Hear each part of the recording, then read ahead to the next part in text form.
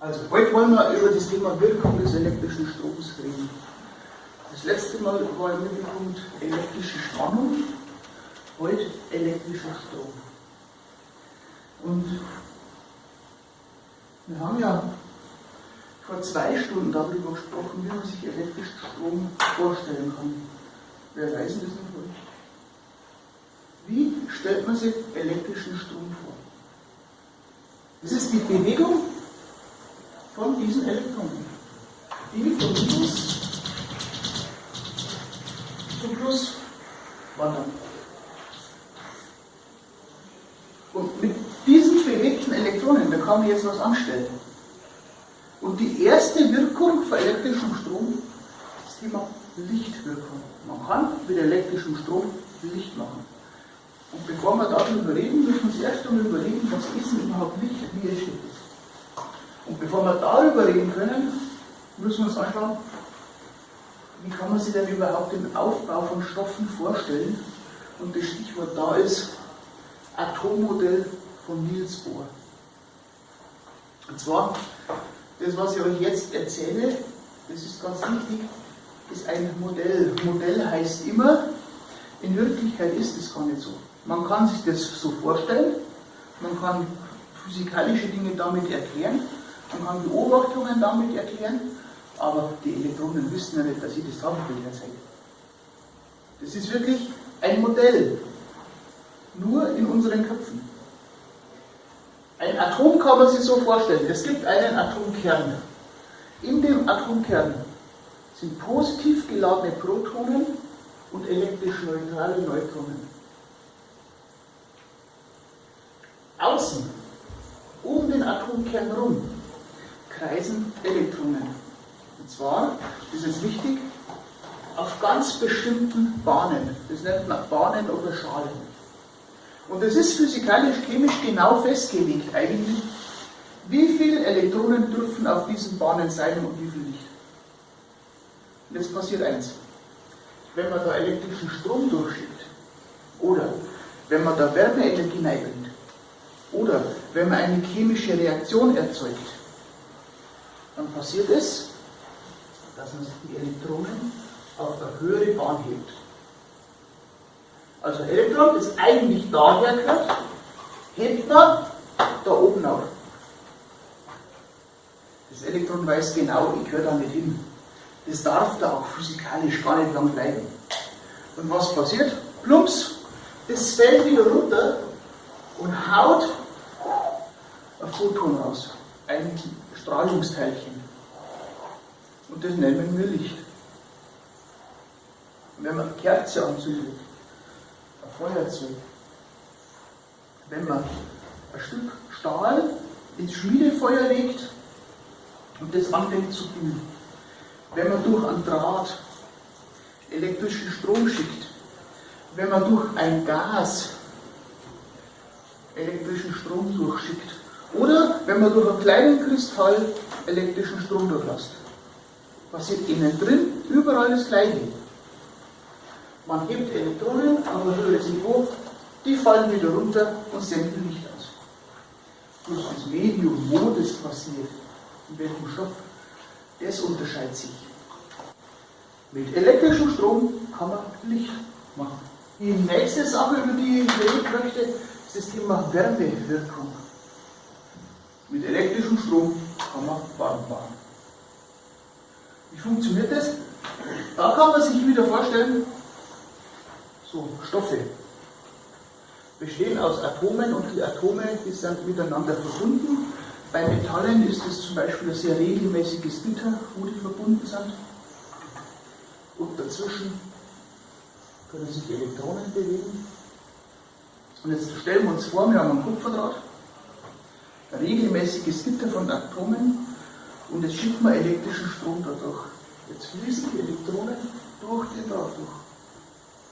Und die rütteln jetzt an dem Gitter, da gibt es Kollisionen, die stoßen da an. Und durch das Anstößen beginnt das Gitter zu schwingen. Und je mehr das schwingt, umso mehr Wärme empfindet man.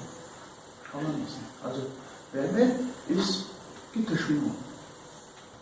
Das technologisch sehr wichtiges Thema, und zwar die elektromagnetische Induktion. Über dieses Thema haben wir das letzte Mal schon gesprochen. Und zwar, ihr erinnert euch vielleicht an dieses Dreieck. Da steht Bewegung ist gleich bewegter Leiter, Magnetfeld, und hier steht Spannung ist gleich elektrisches Feld.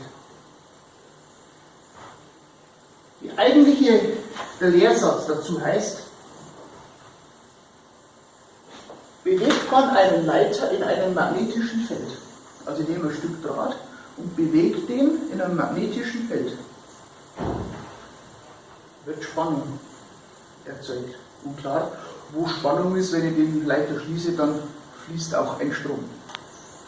Das heißt, ich kann mit einem Leiter und einem Magnetfeld elektrischen Strom erzeugen.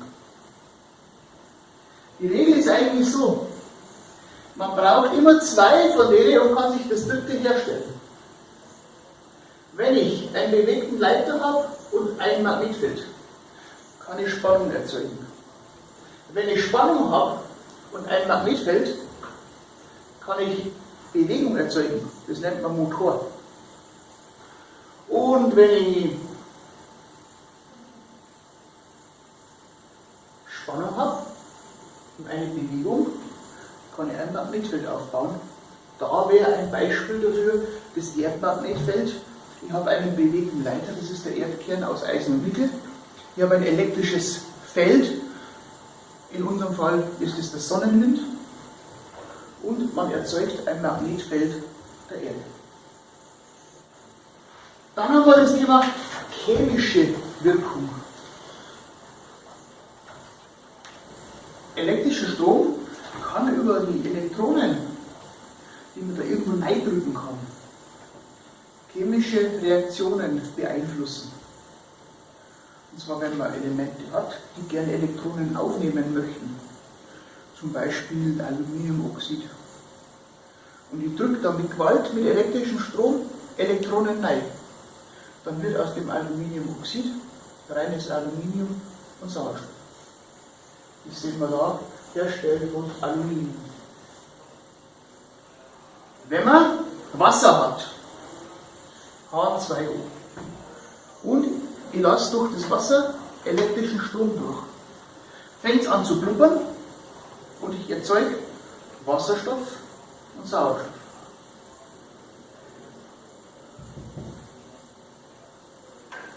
Wenn ihr in die Nachrichten jetzt von Wasserstofftechnologie hört, dann ist das die Basis, um diesen ganzen Wasserstoff zu erzeugen. Den Wasserstoff, den gibt es ja nicht gratis oder den kann man nicht abzapfen in diesen Mengen, sondern man muss den erzeugen. Und Sinn macht das Thema Wasserstofftechnologie dann, wenn ich regenerative Energien habe, also Energie aus Wind, aus Strom, aus Sonne, und ich nehme Wasser und erzeuge Wasserstoff, und den Wasserstoff kann ich speichern und dann verbrennen.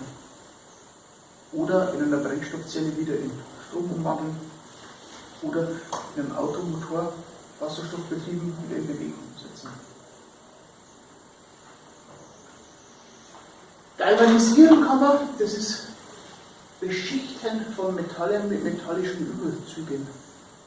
Vernickeln, verchromen, phosphatieren, die Prozesse, die laufen dann alle ab.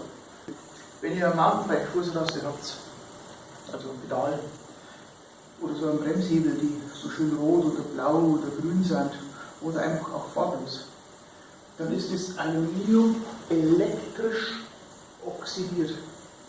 Elektrisch oxidiert.